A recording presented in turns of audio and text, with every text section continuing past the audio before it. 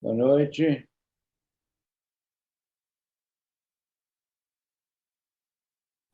Professor Pedoni? Vai.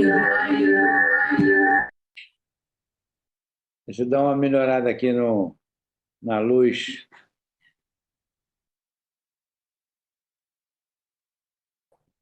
Boa noite. Estão me escutando aí? Eu levantei para dar uma melhorada na luz, só um instante. Aqui estou. Melhorou? Já está me escutando? Agora está melhor, né? Está mais nítida a minha vista. Computador, vocês estão me escutando? Carlão! Tudo Estão me bom? escutando, então? Estou escutando. Tranquilo. Estou É que eu estou escutando. tentando ligar pelo computador, está só no celular. Tudo bem. Você está sem voz, Tatiana. Seu microfone está fechado. É isso mesmo. Wagner, cá Ô, estamos. Pedoni, tá me Tudo ouvindo? bem? Estou ouvindo bem, estou ouvindo bem. Maravilha. Ouvindo bem. Então, o teste funcionou. Ótimo. Tentando ver se o computador aqui, porque eu estou só no Estamos celular. online.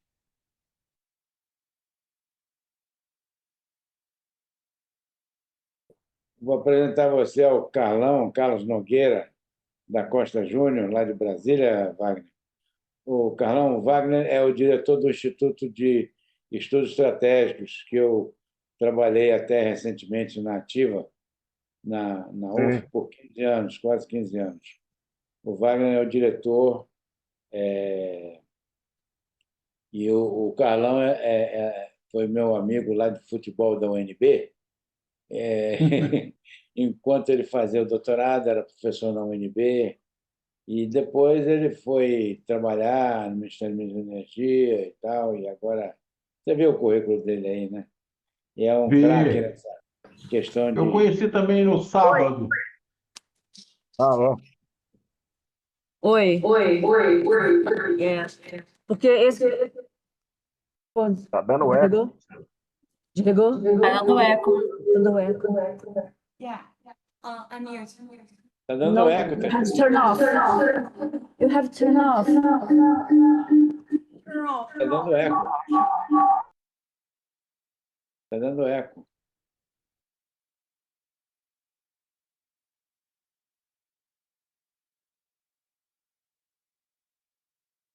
Muito bem, cá estamos. Wagner fica no Rio aí, né? Ou em Niterói. Não entendi. O Wagner aí, ele fica em Niterói ou é no Rio? No Rio, né? O Instituto é em Niterói. A UF é da UF, né? Federal Fluminense em Niterói. Na UF, né? Mas o Wagner, como um bom carioca, né? Ele mora no Rio, né? Mora no Rio. Tá sem voz, Wagner, está sem microfone. Lucas está entrando aí, boa noite, Lucas.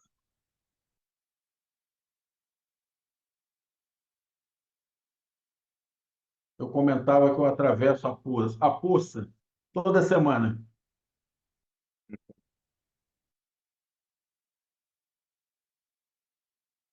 Dizendo, acho que ela está com problema de áudio lá, que está dando eco, ela está tentando resolver. Tá certo.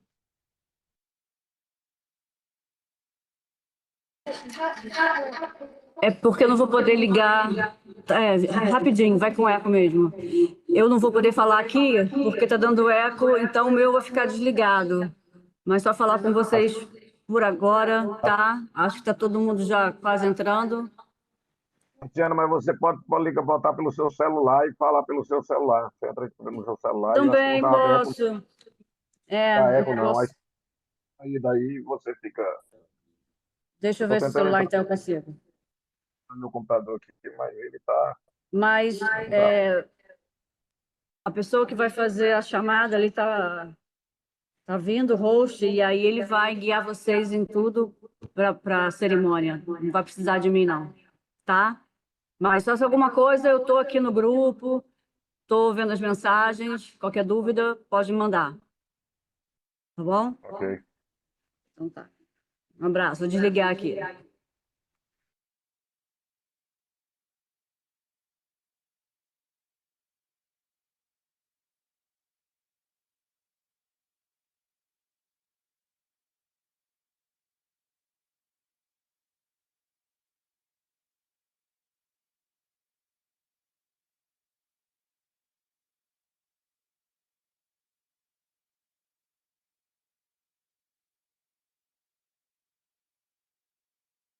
E aí, Carlão, tudo bom?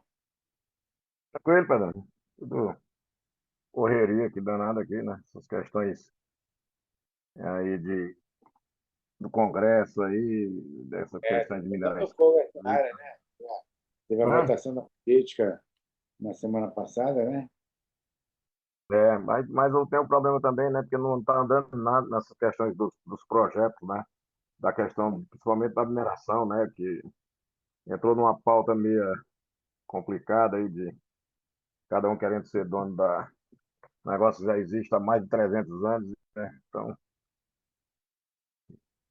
aí agora fica com a ano eleitoral, né? Todo mundo quer. E aí, Aí complica qual, mais ainda. Aí qual o complica risco da mais. gente repetir outras coisas que a gente já viu, né? Muita gente que não entende nada, deputado dando pitaco no eleitoral. Uhum. Imagino.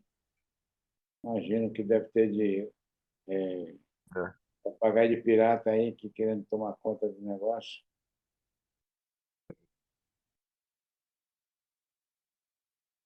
Depois a gente conversa com calma, tá? Uhum. Depois a gente conversa com calma durante a semana aí, mais tarde, tá bem?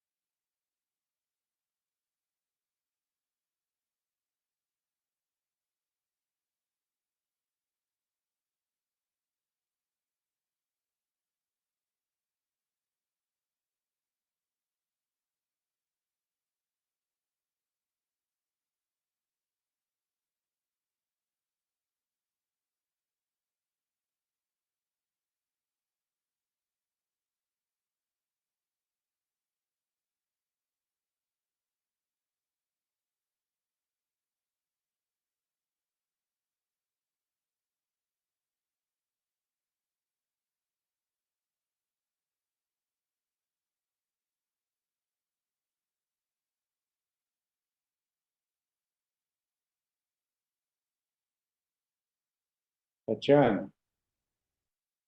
Tatiana?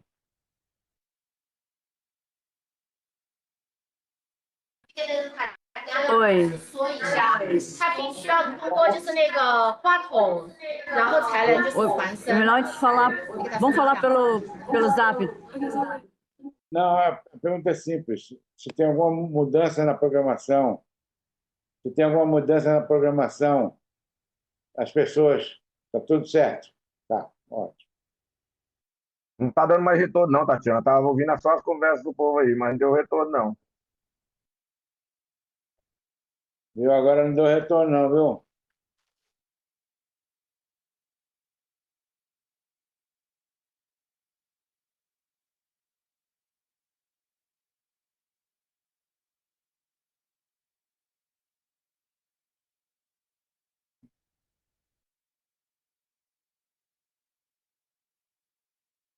Você vai falar mais tarde, né, Carlão?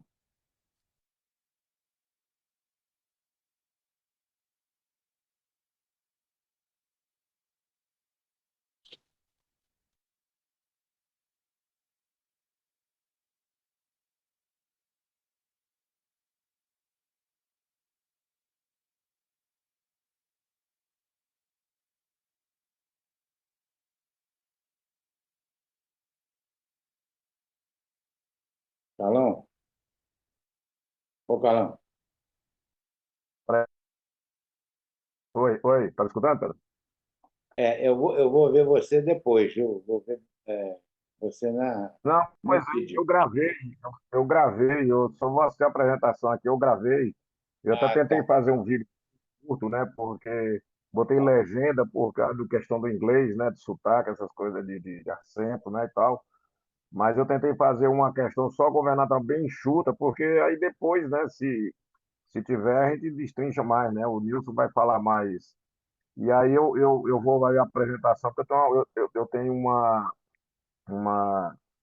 um assunto amanhã cedo, cedo, cedo, né? Dessa questão aí de ministério, essas questões todas. E aí não dá para ficar por essas 2 horas da manhã, é muito tarde, né? Pois é, eu vou ver depois, Vai eu ficar sou um gravado, né? velhinho, eu sou um velhinho, então eu vou ver depois no Ah, vídeo, porque tá? aqui já são 11 horas, né? Estava previsto para começar às 10, Pois né? é, é, E, então, então isso vai. tá, tá bom? Mas eu fiz uma apresentação, mandei para a Tatiana, né? Tudo tranquilo. Além da minha fala, que o inglês é macarrônico, mas eu coloquei legenda, né? Uhum. Beleza, tá ótimo, Legenda em tá inglês também. ótimo. Uhum. E aí tentei resumir, né? Porque menos perto de 15 minutos, mais ou menos, ou 12, Eu, 13 eu faço, minutos, para eu não faço questão depois de falar contigo, tá? Vou ver, ficar. vou estudar direitinho, depois eu falo contigo. Na questão eu fiz essas questões genéricas de governo, né? Que não dá para. Até porque eu não posso nem falar pelo governo oficialmente, né? Quer dizer que eu não estou, né, no governo, né? Mas eu dei a genérica do que é o governo, do que está se fazendo, né? E das políticas que estão sendo feitas. Eu estou participando de muitos grupos, essas coisas todas aí e tal, mas tudo assim, cooperando, né? Tem pouca gente que entende desse negócio. Tá bom, Mas depois a gente beleza. com calma, vou ler, vou ver tua fala e a gente conversa com calma depois, tá bom? Tranquilo? Tranquilo. Isso aí.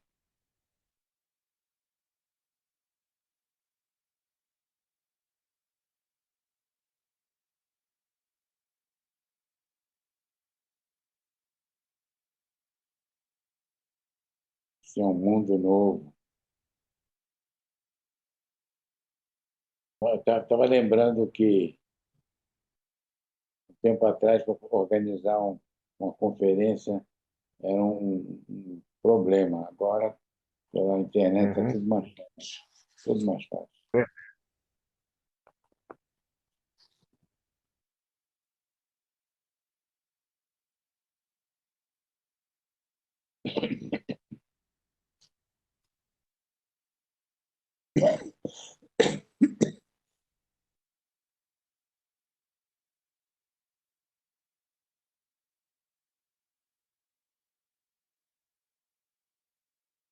Não sei como é ligar a câmera aqui, né, cara?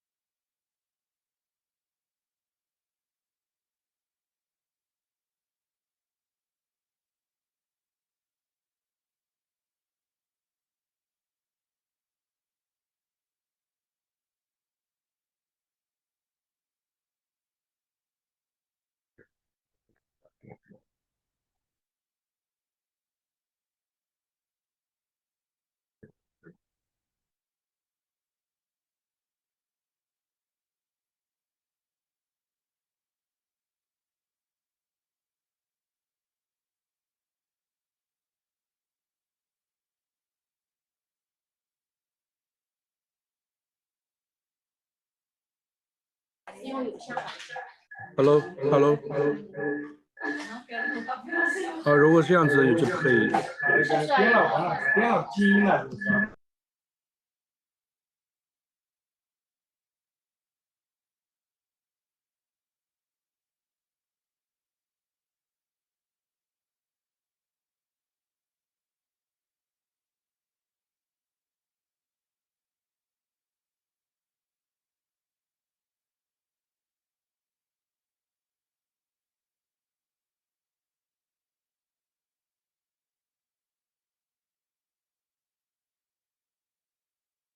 Hello。 Hello. Okay.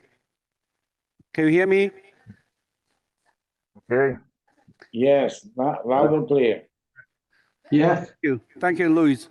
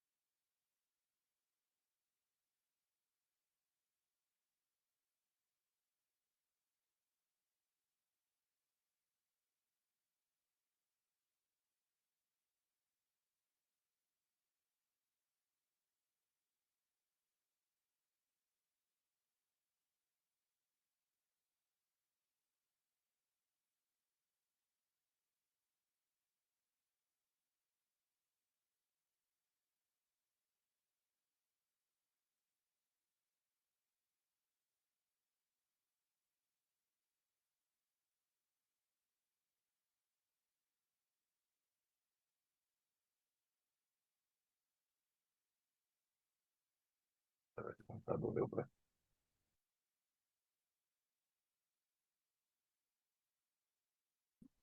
Não tá olhando, até porque eu liguei aqui, ó, ele tava rodando ainda. Por isso que eu tô no celular.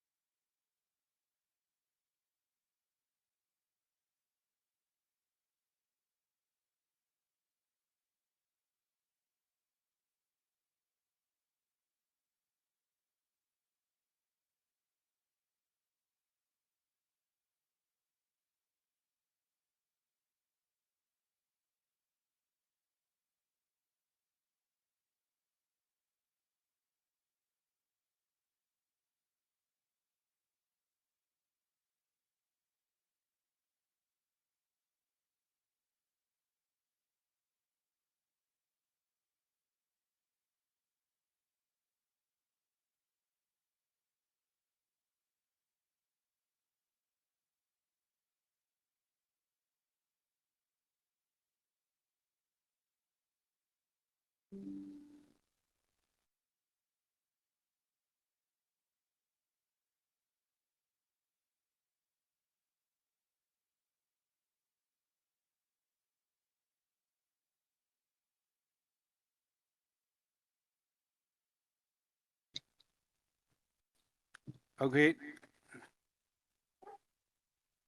Let's get started. Good morning and good evening in Brazil. Ladies and gentlemen, welcome to the joint conference online about the strategic convergence Brazil and China. This conference is jointly organized by Center for Latino-American and Caribbean Studies at the Southwest University of Science and Technology, Center for Studies on Contemporary China and Asia, and the Federal Fluminense University, Centro de Estudos Avançados de Governo e Administração, Pública at the University of Brasília, and Grupo de Estudos sobre China at the University of Brasília. The central theme of this conference is the areas of trade, technology, infrastructure, and service, and their impacts on China and the region. The conference will extend 1.5 days. Thanks for all speakers and audience to participate. In particular, I would like to thank Professor Anna Qiao Jianzhen for being present and spot. Welcome. Bem-vindo. I'm the host of the morning session, Cui Dongzhou, Associate Professor from the SWAST. It's my honor to host the first session of the conference. There are two parts of the morning sessions. First part is opening session of the conference. We will have four speakers to give opening speeches. Each of them will have 10 minutes. Then we will have the first panel, and 3 panelists will participate. Each of them will have 20 minutes to deliver their speech. And then we have 30 minutes in total for audience to ask questions. We will pick some questions if there are too many for speakers to answer. Please stay quiet or shut down your video and voice function during the conference. And please ask questions professionally and succinctly. Now, let's go to the first session. First, we will welcome Professor Tian Tian, the Vice Dean of the School of International Education, SWAST, to deliver her opening speech. Time limit is 10 minutes. Please.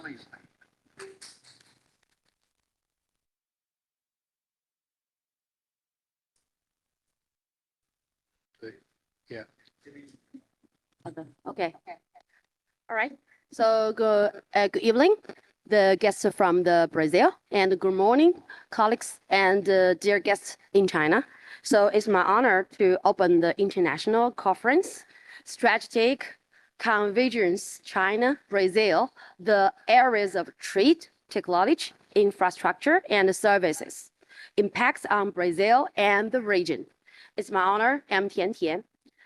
This conference is organized by SWAST and the Center for Latin American and Caribbean Studies in partnership with the Center for Studies on Temporary China and Asia, linked to the Institute of Strategic Studies at Fluminense Federal University, as well as the Center for Advanced Studies in Government and Public Administration and the China Study Group, both from the University and Brasilia, two of the most relevant universities in Brazil. I would like to thank all the professors, researchers, and specialists present here today. You have dedicated so much time to understanding and discussing the relevance of China and its relationship with Brazil, Latin America, and the Caribbean. This delegation is what makes events like this possible and fruitful. China has been investing in several areas: trade, renewable energy, health, infrastructure, services, and of course, education. Every year we open our doors even wider for students from all around the world to come to China. And it could be no different with Brazil, Latin American, and the Caribbean. At the same time, we want our young Chinese people to get to know your countries. Therefore, it's increasingly necessary to use incentive mechanisms to improve our exchange. May this conference be a space for deep dialogue, lasting partnerships, and transformative ideas. Thank you very much and welcome everyone. Thank you. Have a nice day. Thank you, Professor Tian Tian. Next speaker is Wagner Camino Alves, Director of the Institute for Strategic Studies in Esta, Federal Fluminense University, Brazil. Here is the short biography of Professor Wagner Camino. Okay. Yeah, he received his PhD in political science from University Research Institute of Rio de Janeiro and master degree in international relations from the Pontificia Catholic University of Rio de Janeiro. Professor and Director of the Institute of Strategic Studies and Federal Fluminense University. Thank you. Welcome. Okay. Thank you very much. Good morning and good evening to everyone. I'm very proud to be here opening the Conference of Strategic Convergence Brazil-China in company of my Chinese and Brazilian colleagues and professors and researchers. As I'm Professor Wagner Camilo Alves, PhD in Political Science. And I'm also the elected director of Esta, the first institute of its kind in Brazil. I will begin my speech summarizing the landscape of higher education in Brazil and our place, the place of Esta within it. The Brazilian university education and research system has undergone remarkable expansion in the 21st century. Today, we have more than 2,500 higher education institutions, approximately 200 of which are universities. Of these, 69 are federal universities, such as the Federal Fluminense University, the institution where I am based. Today, we have more than 10 million students enrolled in higher education, a number more than 5 times greater than that at the beginning of the 21st century. Despite the relatively small number of federal universities, they are, together with other public universities, the ones that carry out most of the research in our country. The Federal Fluminense University is the largest federal university in the country in terms of enrolled students, with over 70,000 students. Located in the state of Rio de Janeiro and headquartered in the city of Niterói, it has a presence in other 9 cities, including an advanced campus in Oriximiná, Pará, in the Brazilian Amazon. The Federal Fluminense University has 42 academic units. The Institute of Strategic Studies is one of these schools. Beginning its activities in 2012, it is the first civilian academic institute dedicated to strategic studies. He is pioneer and original in our country. Currently, Esta offers 3 courses: an undergraduate program in international relations, admitting more than 100 students per year, a graduate program in strategic studies with master and PhD candidates, and an MBA in strategic studies and international relations offered in company to military officer training schools. We have in total more than 500 students enrolled and around 20 professors teaching at Esta, in addition to dozens of researchers linked to us.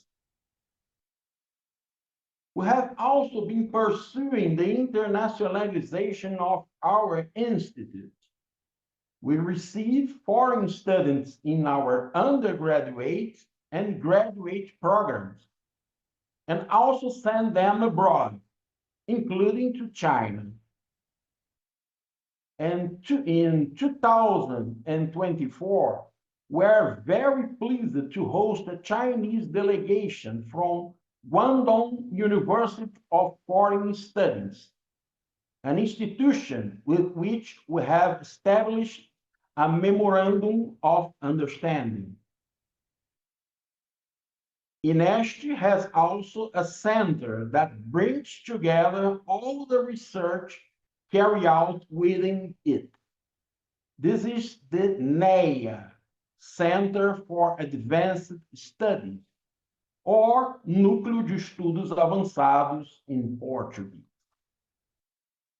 The NEA has a Center for Studies on Contemporary China and Asia, CEAG, or Centro de Estudos sobre China, Contemporânea e Ásia in Portuguese.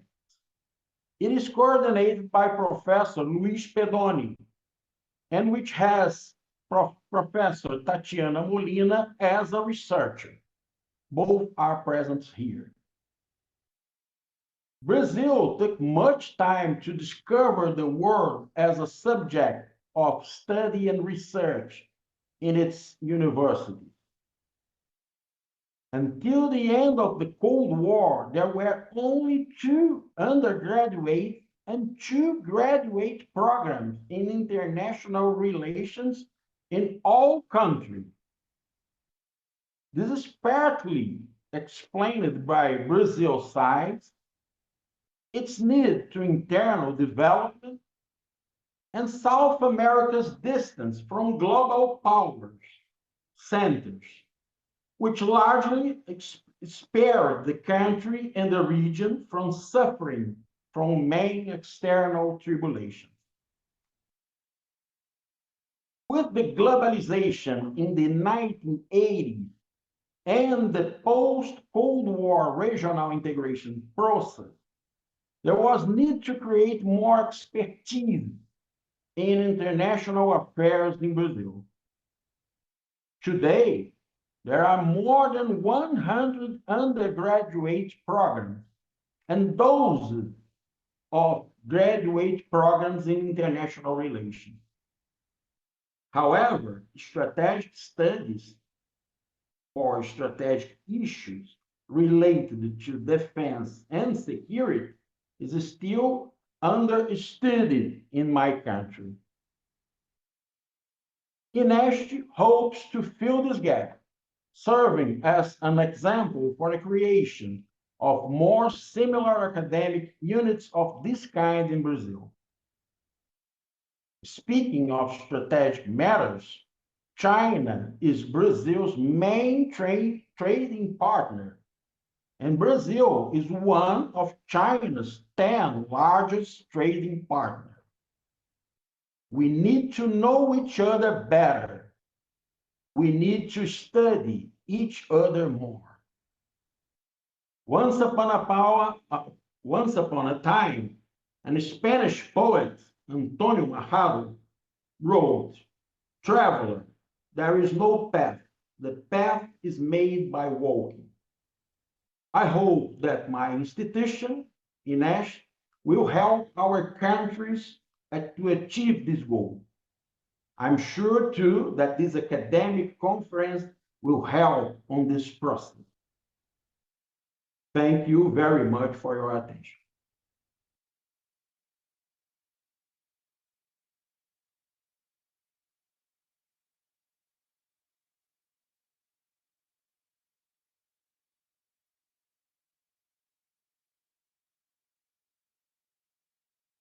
In Brazil. Thank you. Our next speaker, Luis Pedonle, Professor of Public Policy and International Relations, Federal Fluminense University, Brazil. He is also coordinator of CEA UFF program. Thank you. Welcome, Luis. Thank you. Thank you. I'm very pleased to be at this opening conference at the commemorating Conference of Strategic Convergence between Brazil and China in celebration of the 50 years of diplomatic relations between the two countries. I am in the 80s, in the late 80s, I started being curious about what was happening in China. And I had the honor to be invited several times to the Brazilian Chinese embassy in Brasilia to talk about our relations, and already in the late 80s and during the 90s. I remember Ambassador Chen, one of the pioneers between the relations of the two countries. And all this is completed by the current relations, which are China is the most important Brazilian trader, and Brazil receives more investments from China than any other country. So this gives an importance of the relations of the two countries. I would like to salute Professor that are members of this table, those who have helped organize the conference at the Center of Advanced Government and Public Administration in Brasilia, the Center of Latin American and Caribbean Studies at the Southwest University for Science and Technology,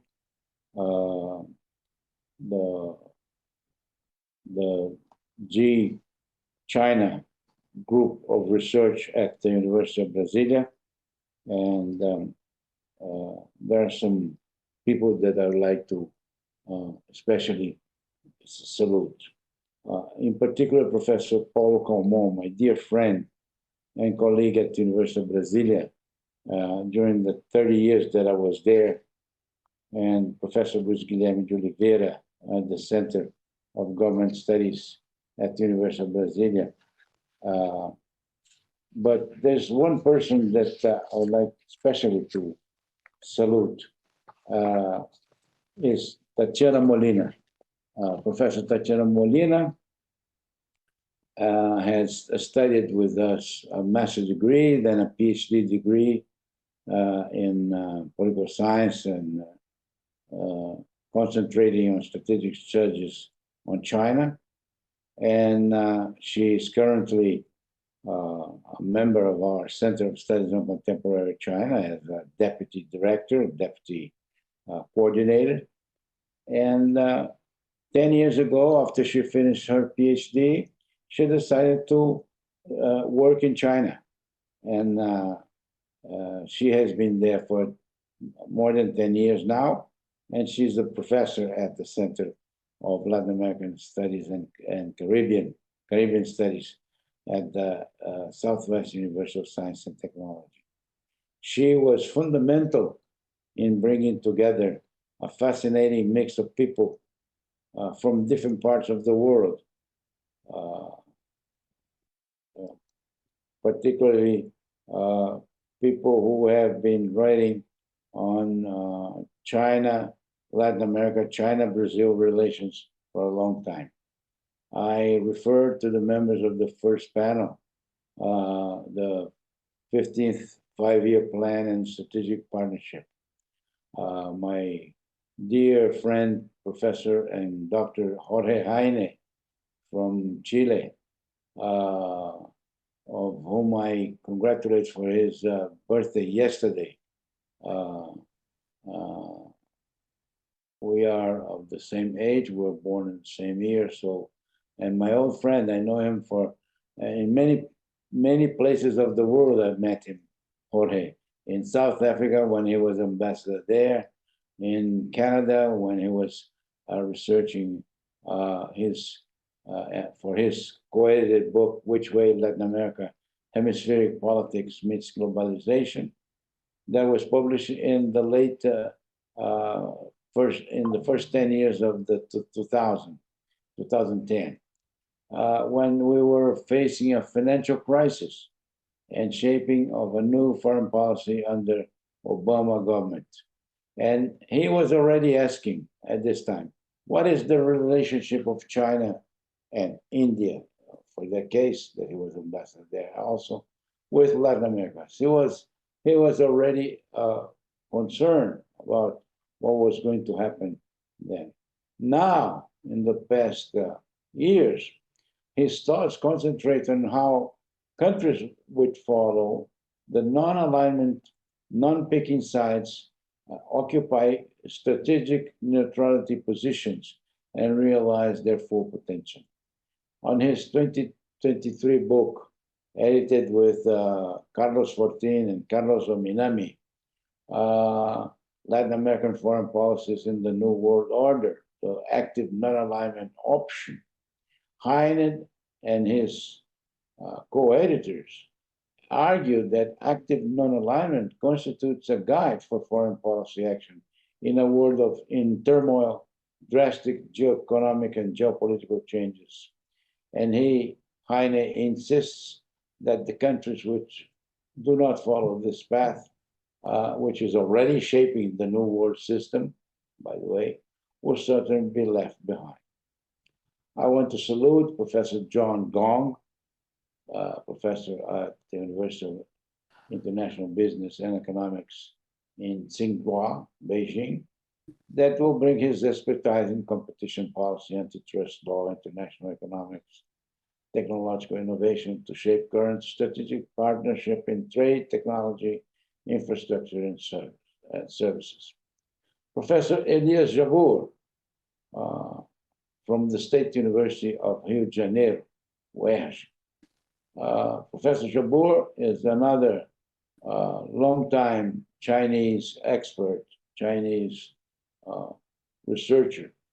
And his doctoral thesis at the University of São Paulo in 2010, he analyzed the national project development and the market socialist model adopted by contemporary China.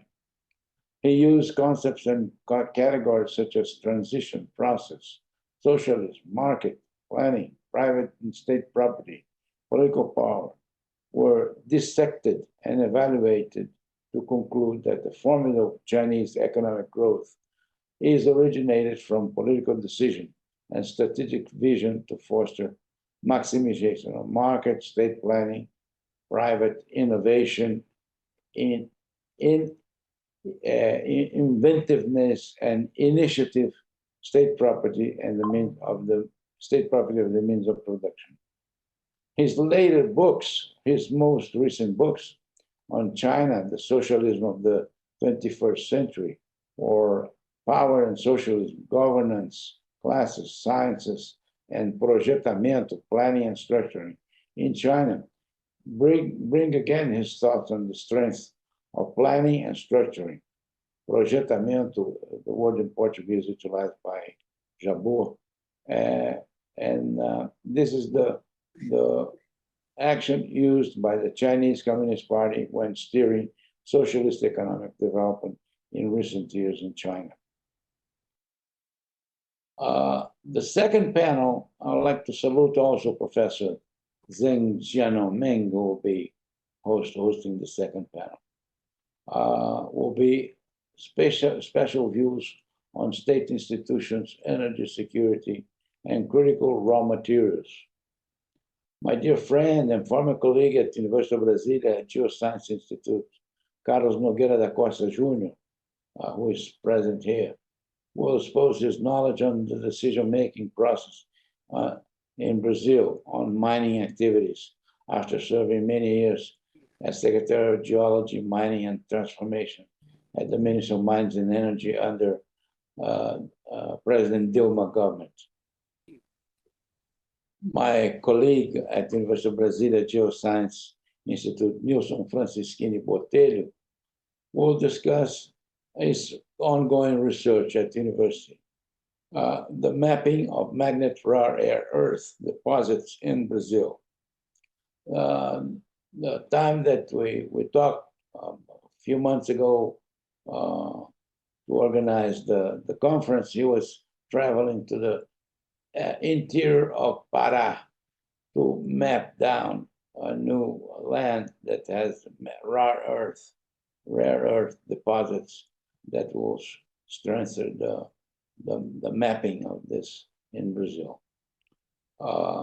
Then we have Daniel Siegelman, Director of the Department of Planning and Housing Policy, the Brazilian Minister of Cities, which will touch innovative industrialized construction policy adopted to improve efficacy in the sector, to improve the productivity and efficacy in the sector.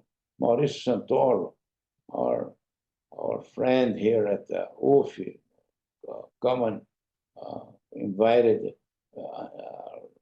frequently invited to participate in our meetings at UFI, will debate the new economic trends and strategic partnerships, especially after investment trade and the effects of the recent Trump tariffs policies on both countries.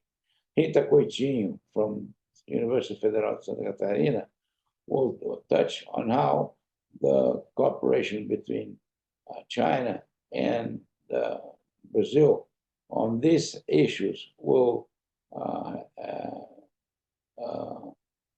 be evaluated. She will evaluate the result of these Brazil-China negotiations going on, as well the collateral effects on the other South American countries. Lucas Peixoto Pinheiro da Silva, whom I advise on his graduation at UFI in International Relations and on his René Dreyfus Prize-winning master's degree thesis at UFI in 2019, and he's a member also of the Center of Studies on Contemporary China. He's now a PhD, all but dissertation, at the joint International Relations program between the University of São Paulo and the King's College London. Will present his views on Sino-Brazilian bilateral trade under the point of view of economic complexity. The third panel also will be very interesting in terms of researchers and professors bringing detailed and exhaustive examination of the drivers of economic transformation on trade, service, and technology. Their in-depth analysis go beyond simple observations by breaking down into bits of analysis on current actions on areas such as foreign direct investment by Enrique Dossos Peters from UNAM, Mexico, National University, Autonomous National University in Mexico, Center of Chinese-Mexican Studies. Caroline Justi, an industry specialist at E+ Energy Transition Institute in São Paulo, will touch on energy security and green transitions and the Brazilian role in the reindustrialization programs going on. Josué Kuhn-Volz, from a research and academic director of the Group of Research on China, University of Brasília, will touch energy security and the green transitions. Professor Sun Ling from Zhejiang Ocean University in Hangzhou will touch on China, Latin American quest for autonomy on global energy transitions, opportunities, and their limitations. Moisés Villamil Balestro, Professor of Social Science at the University of Brasília, will also explore the opportunities for cooperation with China, looking forward Brazilian technology autonomy on rare earth and critical minerals. Again, this issue of fundamental importance to both countries. Han Xiaopeng, professor at Fujian University of Technology, will touch finally on labor protection issues related to Chinese companies investing in Brazil. To all of you, professors, researchers, students of China, scholars on China, I wish you a great conference, having in mind the importance of this conference on strategic convergence, Brazil-China, at the present times of global shifts, multipolar restructuring of the global power with effects on societies, on our societies, and on the changes on geoeconomic and geopolitical configuration now taking place. I wish you a great conference. To all of you, thank you very much.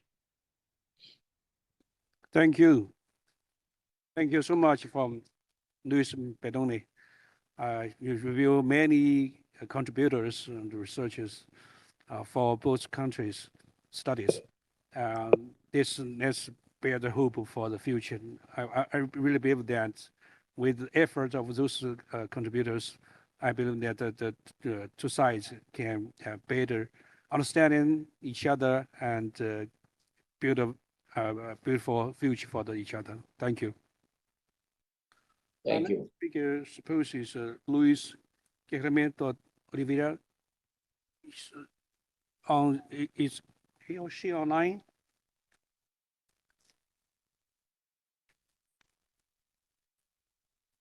If not, so that's the first session will be end.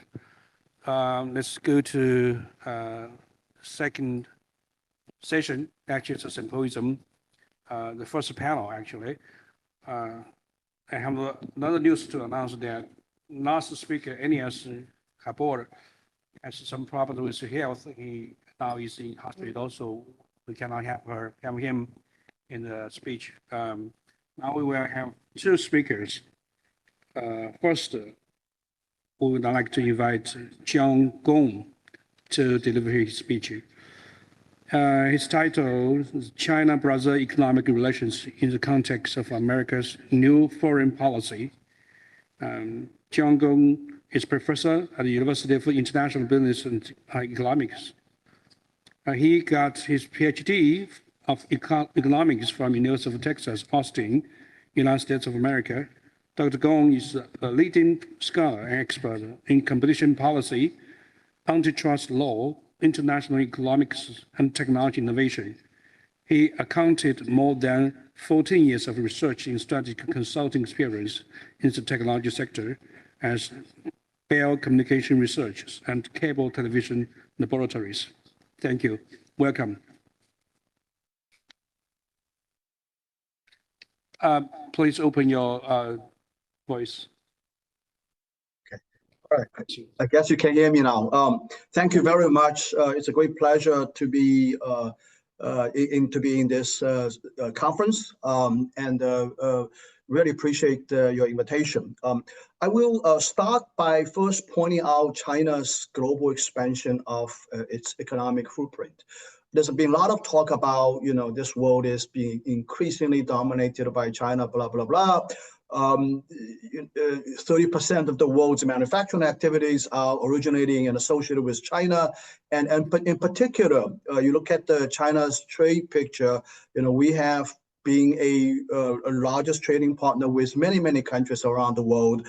And China's export sector has been performing very, very well, even amidst the waves and waves of protectionist measures emanating from Washington, emanating from Brussels. You look at the leading products, the sectors that are the sunshine industries, for example, the electric vehicles, solar power, wind power, batteries, robotics, for example. In all of these sectors, China has been taking a leadership position. China's increasing international footprint has a reason of its own. It's more than just about China's own domestic development of its industries, China's domestic policy. It has fundamental economic reasons why this is taking place. I'll just briefly talk about this. One is China's history of participating in global value chain production. This is a phenomenon that was the pace, past, 20 some years, albeit today, the leading countries, the Western industrial powers have starting to have a lot of doubts about this model. Nevertheless, Chinese companies have been actively participating in global value chains, being extremely successful in that aspect. Another reason that China's companies have been expanding overseas is because of the fundamental thesis in international economics called factor price equalization, right? In other words, as we trade more with the rest of the world, the wage level, the production costs in China are rising steadily. The factor prices are not rising steadily. So inevitably, Chinese companies have been seeking ways to going overseas. And this is also explained by the new economic geography theory in economics, pioneered by people like Krugman and these people. What they're predicting is that the manufacturing centers of the world in history are going to migrate. And that's been historically in Europe, it migrate to North America, and it migrate to Asian countries like South Korea and Japan. Today, this is China. And my point is that's not going to stay here in China forever. It's going to migrate. As a matter of fact, we're already seeing this. Outward bound Chinese investments have been happening at a great scale, and particularly in Latin America as well. And this is also facilitated and accelerated by Chinese government's Belt and Road Initiative. You've already heard about this, right? And I want to say that, this is actually a blessing for both sides, for China as well as for the countries that are BRI, Belt and Road Initiative partners. Never in history have we seen such a large scale of infrastructure built out throughout the world from another foreign country. History has never seen this. We have built so many infrastructures, including ports, railways, highways, electricity, generation plants, grids, telecommunications networks. These are the fundamental infrastructures that are indispensable for any country on a path of industrialization. And China is doing this for many, many other countries. Of course, China also benefits from this, right? So this is something I think is greatly underappreciated by the Western powers. They view this as China's, expansion of geopolitical power, stuff like that. But from a host country's perspective, I think the build out of these infrastructures lays the fundamental foundation for taking your country to the next level in terms of manufacturing, in terms of industrialization, in terms of adding more value added to your country's economy. And this is a great, great contribution to the entire world. Now, and associated with that, there's actually quite a bit of empirical evidence to show that the BRI initiative also leads to increased trade and investment from China, trade with China and investment from China between China and other BRI partner countries. And there's plenty of evidence of that. Now, that leads me to the second thesis of my talk today, which is about the clashes of economic order of today's world. In the older world, a lot of the countries in the world, developing world, their economies are very much dominated by the existing incumbent economic powers from the West, the multinational companies from Europe, through their historical relationship with their colony countries, and then from the United States, which has a period of time that the corporate America was expanding overseas all around the world due to its great geopolitical and political position in this old economic order. Today, things are changing. And I think this cannot be better summarized by the statement of the former United States ambassador to China, Nicholas Burns. What he said is actually very interesting. He said, we don't have a problem with China, but we don't want to live in a world that is dominated by China. That is a statement, okay? We don't want to live in a world that is dominated by China. Dominated or not, it's subject to debate. But nevertheless, I think, without question, that China's economic clout in the globe has been, quite considerable. I mean, there's no doubt about it. But on the other hand, from China's perspective, there's an increasing issue of protecting our overseas economic interests. This is actually becoming more and more imperative, from China's perspective. In the past, in the history, there was indeed quite a bit of incidents in the past where a country's overseas economic interest was just immense. And historically, these economic interests were protected by force, right? Protected by, say, the Royal Navy, by the foreign legions, right? By the Marine Corps. In history, I'm talking about the 19th and 20th century, it was very much like this. But today, China's economic footprint around the world is not backed by any of these things. But increasingly, we see a need for protecting our national interests overseas, economic interests overseas. You have seen what happened in Panama, in your part of the world, in Latin America, in the Western Hemisphere. You have seen what happened to Venezuela. In all of these things, in all of these events, there's a question about what happens to the Chinese economic interests in these countries, right? And there's very little we can do to protect that. So I think from China's government's perspective, we are increasingly keen on increasing our, capabilities overseas to protect China's foreign economic interests. But this ability pales in comparison with that of the United States. Let me just give you one example. The United States has 800 military bases around the world, over 800. China has only one, which we don't even call it a military base. It's a logistics base, we call it, okay, which is located in Djibouti, in the Red Sea. And that's the only one we have. That's the only one we have. We don't have any, I'm emphasizing, any military presence in the Western Hemisphere, period, okay? So these are things happening at the same time, and inevitably that leads to contention, right? Leads to contention. As a matter of fact, there's a phrase in international relations called sphere of influence.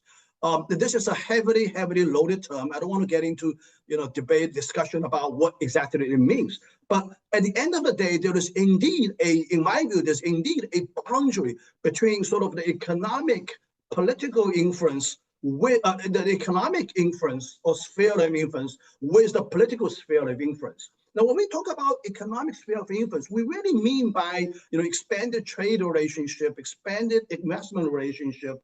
So this manifests manifests in more than just trade and investment relations. It also manifests in, for example, with aspects of technological development, right? Critical mineral supplies, for example. These are the areas where China and the United States are engaged in fierce competition, okay? We have guardrails for this kind of a competition. And President Trump just recently visited China.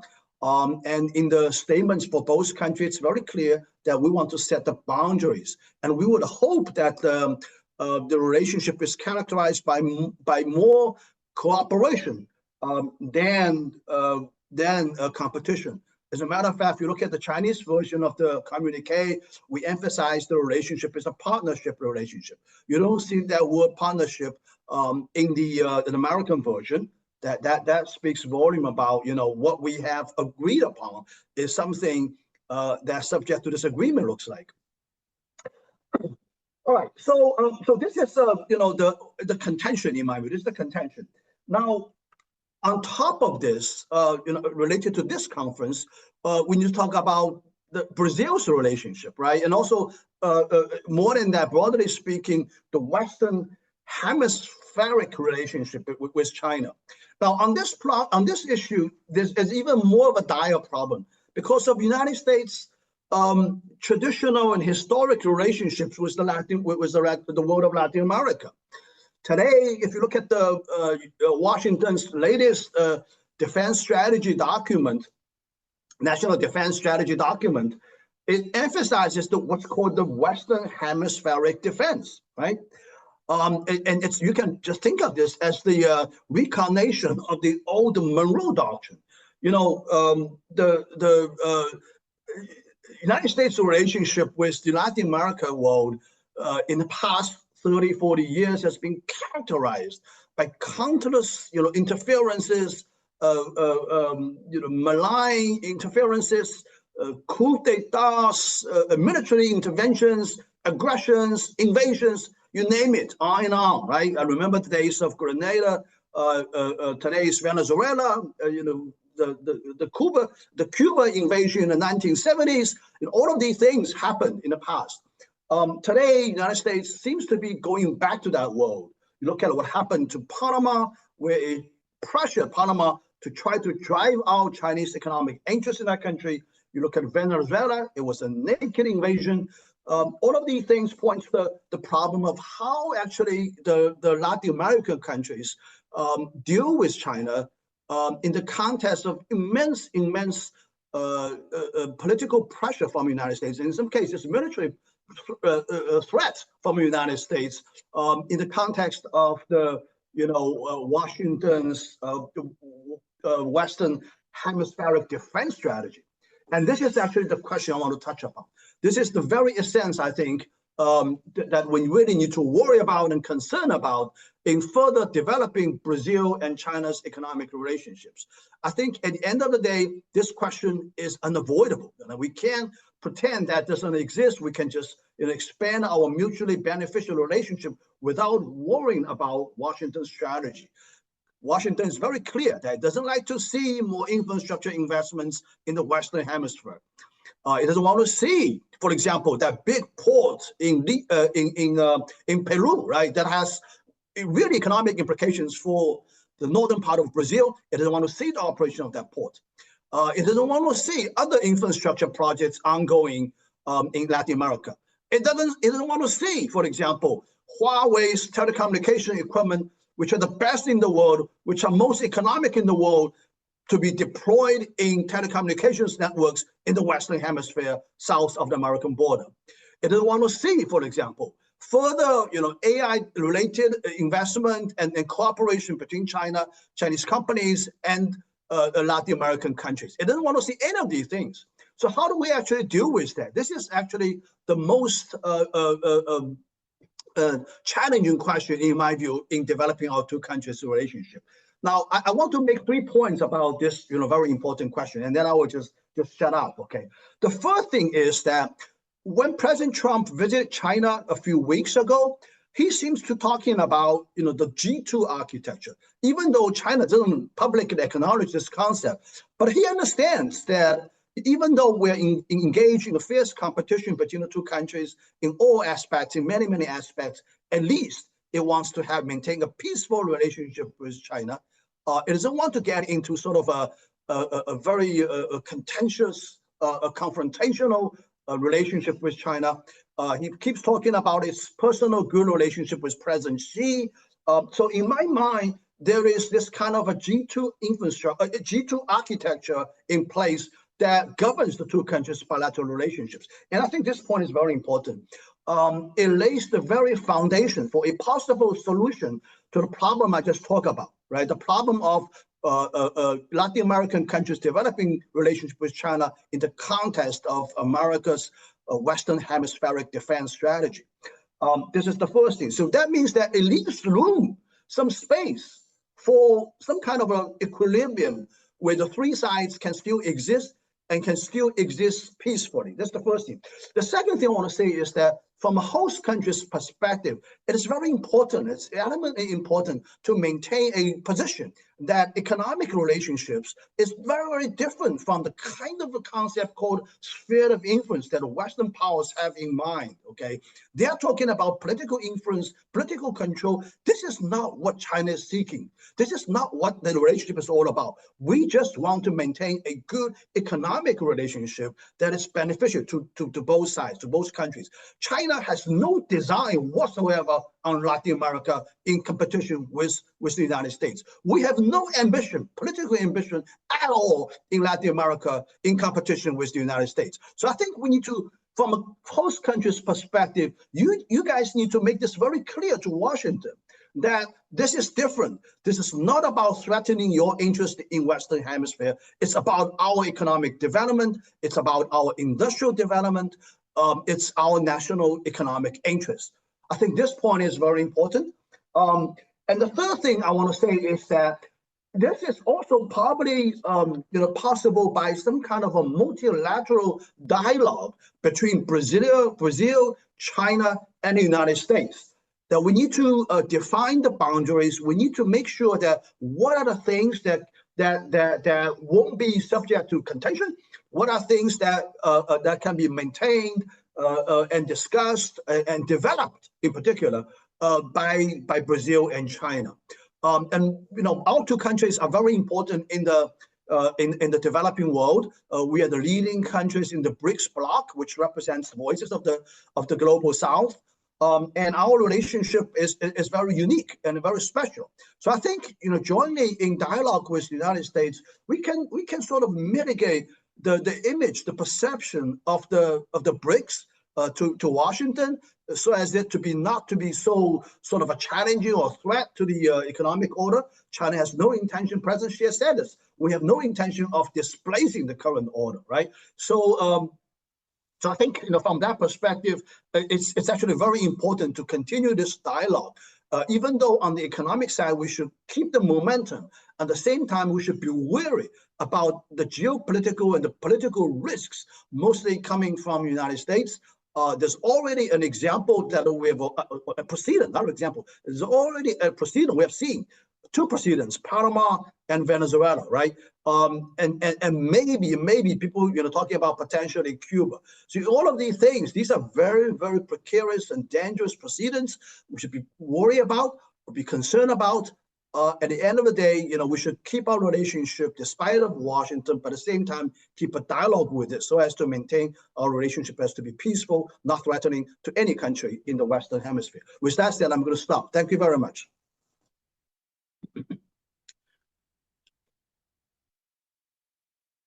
It's a great speech. It's a very, very acute point about arguments. That's very interesting. I suppose that audience will have many questions on you. Thank you. We suppose to have the next speaker is Jorge Hin, but he's not available. He cannot really collect to the chat room. So we'd like to invite the next speaker, Professor Carlos Nogueira de Costa Jr. Professor Carlos, are you available? Ok. Tatiana, eu gravei o vídeo aí porque eu achava que não sei se fica melhor passar o vídeo aí ou eu esclarecer alguma coisa. Let me introduce you first. Thank you. Okay. The title of his speech is Decision Making for Mining Activity in Brazil. Professor Carlos de Costa is professor of geology at the University of Brasilia, head of the Secretary of Geology, Mining and Ministry Transformation of the Ministry of Mines and Energy from 2012 to 2016.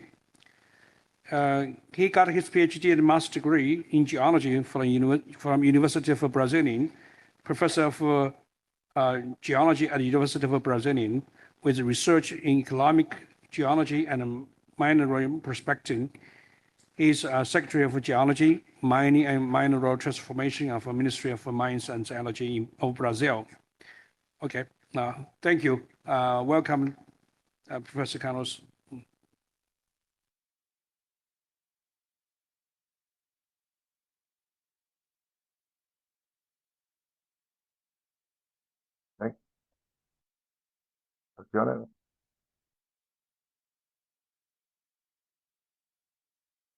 Put my video, please.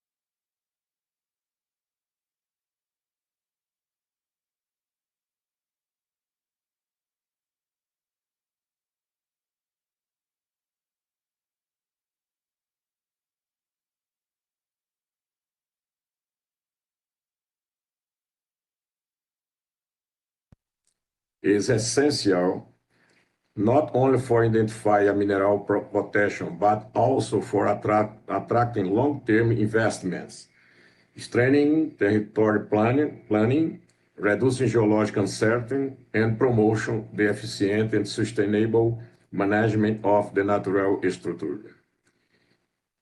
In this slide, I will show you the guidelines for strategic minerals. The slide addresses strategic and critical minerals, which have become increasingly relevant within the context of the global energy transition and the technological transformation.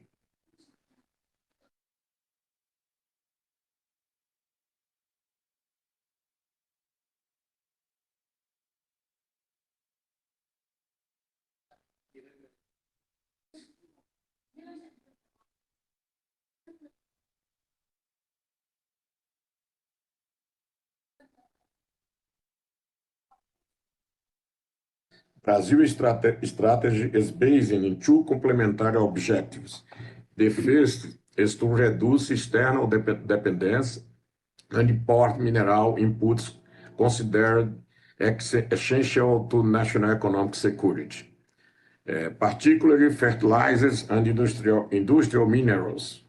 The second is to position Brazil as a globally competitive supplier of high-value strategic minerals, including hard earth elements, lithium, nickel, graphite, and other minerals fundamental to advanced technologies, clean energy system, and defense applications. Show you the expansion of research, development, and innovation in Brazil. To ensure international competitiveness in the mineral sector, it's imperative to strengthen research, development, and innovation initiatives. This strategy included the modernization of public research institutions, such as the Center of Mineral Technology, CETEM, as well as the promotion of strong collaboration among academia, government agencies, and private mining companies. In addition, the policy framework seeks to encourage technological innovation, scientific exchange, digital transformation, and the incorporation of advanced mining technology capable of increasing productivity, efficient, and sustainable. Here, we show you the expansion of the infrastructure and logistics. Highlight the importance of infrastructure and logistics for the competitiveness of the Brazil mining sector. One of the principal challenges faced by the industry is the existence of the logical bottlenecks that increase operational and transportation costs. To address these issues, the National Mining Plan advocates the integration of mining sector, demanding to broader national infrastructure planning, including railways, port, highways, and energy system. The objective is to create a more efficient logistical network capable of the supporting mineral production flows, reducing costs, and improving Brazil's competitiveness in international market. Here, we show you the new paradigm of the operate within the intergenerational responsibility. The sector is increasingly committed to promoting environmental responsible mining practices, including the efficient use of the water and energy resources, the reduction of greenhouse gas emissions, and the implementation of circular economy principle through the recycling and reuse of mining waste daily. Furthermore, sustainable production requires strong environmental governance, great social responsibility, and the adoption of the best practices aligned with the international ISG standards. Here, I will show you the value addition with competitiveness. The slide focus on value addition with mineral production chains.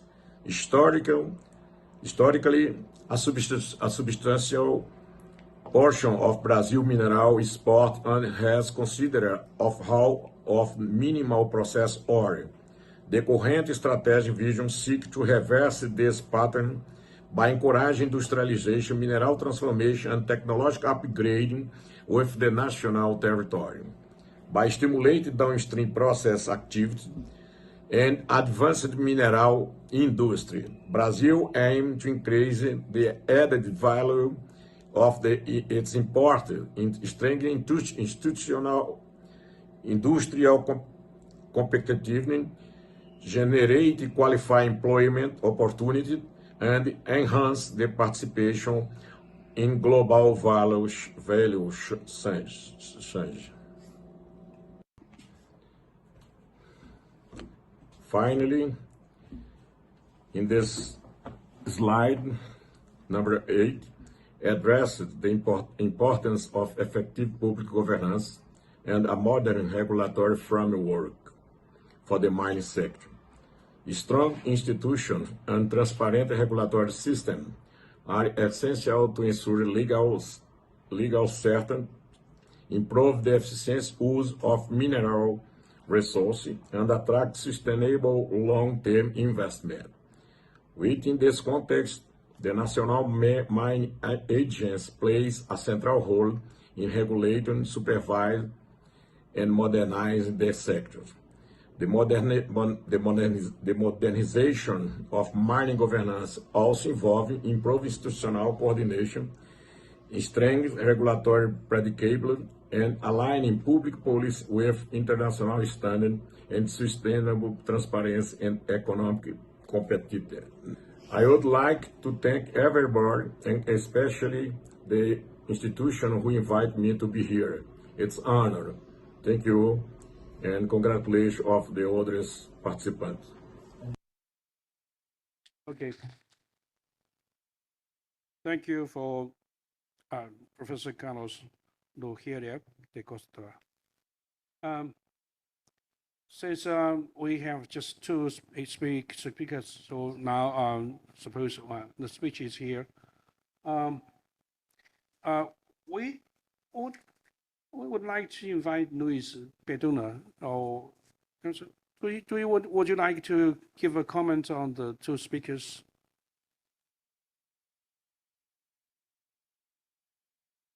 No? Or someone, can ask question directly. If you have any questions, just can open your microphone to ask question directly. Or you can type your question at the chat room.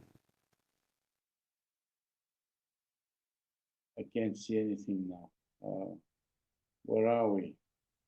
Yeah, we can see you right now. Okay, now I can see. Yeah. My comments are very, very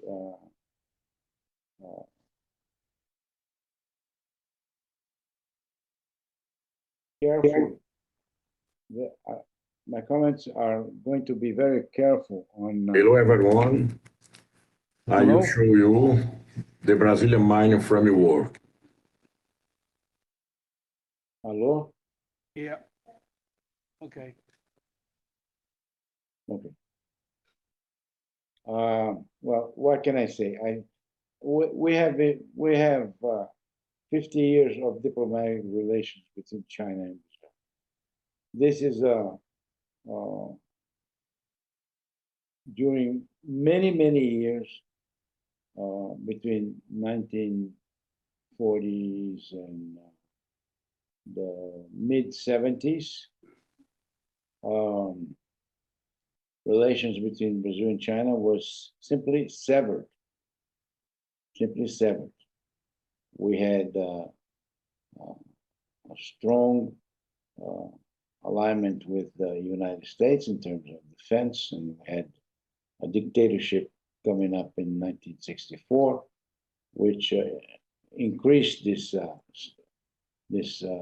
relationship with the United States. So China was kind of out of the diplomatic circle in Brazil. But then all of a sudden, interests came together, and the huge market of China and the interests of China in Brazil converged. I know that it was a slow, very careful construction in the early 80s, late 80s, early 90s, especially after 1990, the collapse of the former Soviet Union. The unipolar world that emerged with the United States being the so-called guardian, the policeman of the world, made China and Brazil be very careful on their diplomatic relationships. But economic trade, spatial research, and satellite joint construction were especially keen on this relationship. Agricultural products were very important in this trade. And we started exchanging scholars for the first time in many, many decades. Brazilians scholars went to China. Chinese scholars came to Brazil.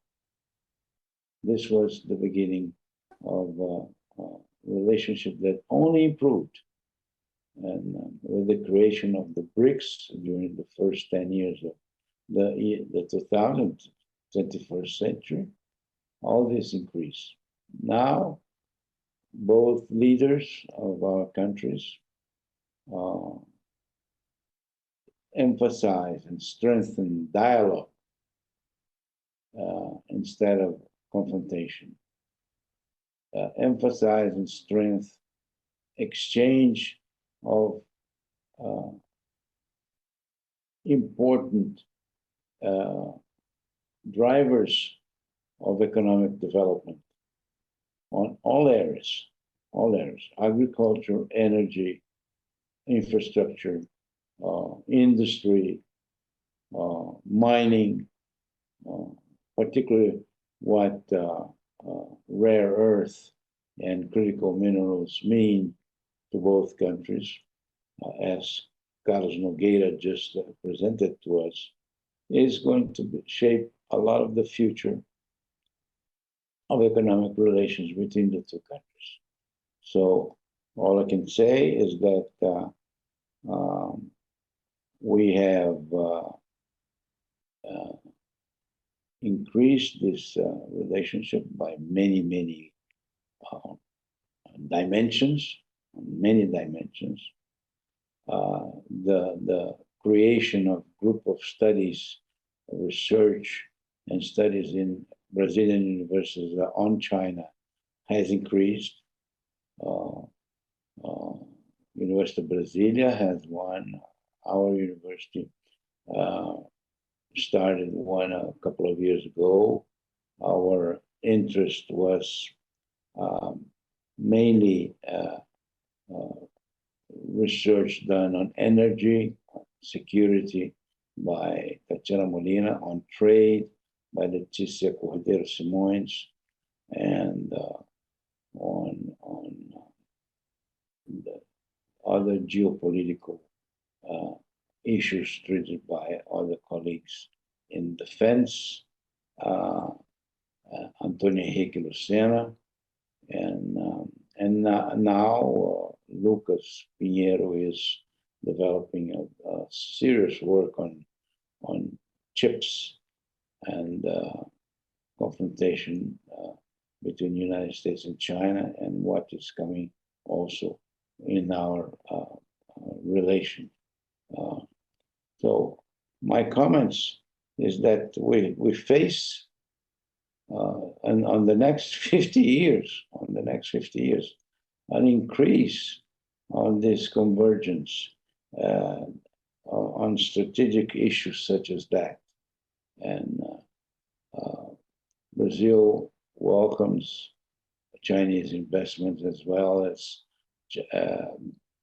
Chinese welcomes Brazilians, scholars like Tatiana that go there and others, many others. And we hope that this continues for many, many years to come. Thank you. Thank you, Professor Luis Petone. Professor Gong, do you have any feedback? Well, I don't have a lot of many feedbacks other than to emphasize that Brazil is probably indeed in a very unique position in the context of my talk, because it's a very large country, it's a very large economy, and it's quite different from the rest of the Latin American world. But in terms of other countries, it's very clear that Washington is exerting its power, is flexing its muscle, and I think inevitably, our increased relationship with these countries are subject to, I would even say, coercion. I'm not shy about saying that. We're already seeing this is happening. This is, of course, not fair at all, and it's also not in the interest of our partner countries, the host countries. So I think jointly, maybe South America countries can somehow stand up to this continued pattern of treating Latin America without any dignity, treating Latin America as its backyard, as if it can do whatever it wants, and indeed it did whatever it wanted in the past. I think hopefully that will change. Now, from China's perspective, we also have to be very careful about this. We don't want to be perceived by Washington to be engaged in this kind of a political maneuvering. I think we have to be drawing the boundary very clearly that this is about economic cooperation, and in some cases, I would say not necessarily in competition with the relationship between the United States and China. I mean, even economic relationship. It can be contribution to America's vision of a better and a more prosperous Western Hemisphere. After all, a more economically improved world in that part of the world is actually also in America's interest. So I would emphasize the positive aspect of this relationship. Okay. Thank you so much. Is any other questions in chat room?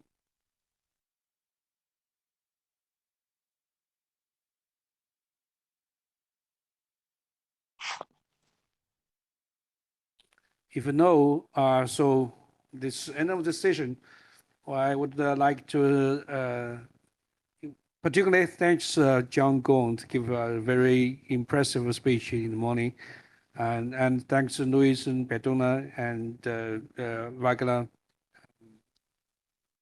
and Camino. Thank you for participating. Thanks all audience to participate in this discussion. Let's applaud to all your participation, and let's hope to the afternoon session will be, I think it will be in the 2 p.m. So this is the end of the morning session. Thank you all. Thank you. Thank you. Thank you. Keep in touch. Thank you very much. See you next time. Bye. Bye-bye. Thank you. Yeah.